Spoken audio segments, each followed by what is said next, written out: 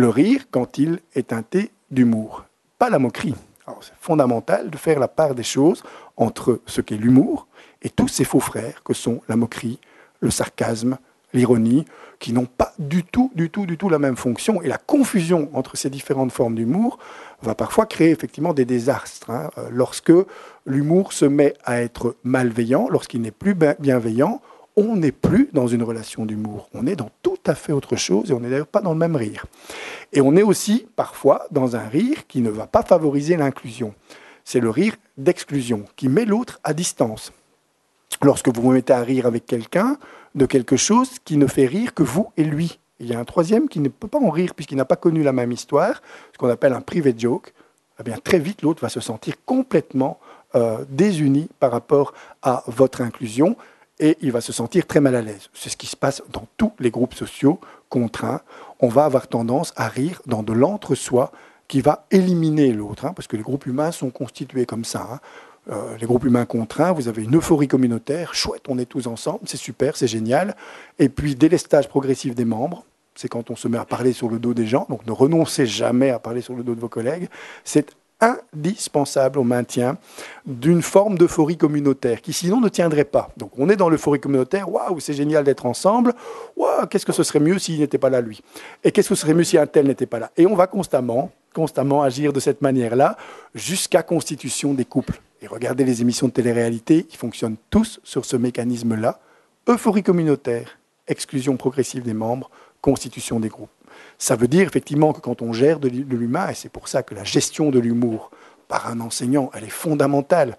Auparavant, on lui demandait de donner son cours à un groupe d'élèves, d'étudiants ou d'adolescents qui étaient complètement mis à distance. Maintenant, on lui dit non, tu ne donnes pas seulement ton cours, tu rentres dans la fosse des lions. Il faut que tu aies une bonne relation avec le groupe. Du coup, ils vont se mettre à faire de l'humour.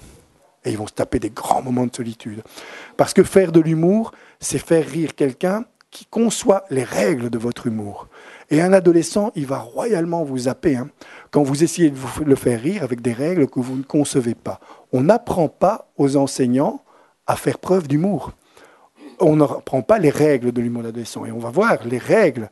Comprendre une relation d'humour de qualité avec quelqu'un, c'est quand on comprend les règles qui le font rire à lui. C'est pour ça que les clowns ont la réputation d'être tristes. Ils ne sont pas plus tristes que d'autres. Simplement, ils font de l'humour pour enfants. Donc, ils conçoivent un humour qui ne les fait pas rire eux, mais qui fait rire les enfants. C'est ça, faire de l'humour professionnel, faire de l'humour pour aider à grandir, c'est faire en sorte que notre enfant conçoive les règles de l'humour. Quelqu'un qui rit en permanence de son enfant, il ne lui apprend pas grand-chose. Il lui apprend à cabotiner essentiellement, c'est-à-dire à considérer que tout ce qu'il dit peut être drôle. Quelqu'un qui apprend à l'enfant, comment est-ce que les enfants font rire dans un premier temps? Ils font rire par leur physique, simplement, parce qu'eux font rire. Puis parce qu'ils sont ronds, des yeux arrondis et des oreilles décollées. Ça fait un peu penser à Mickey.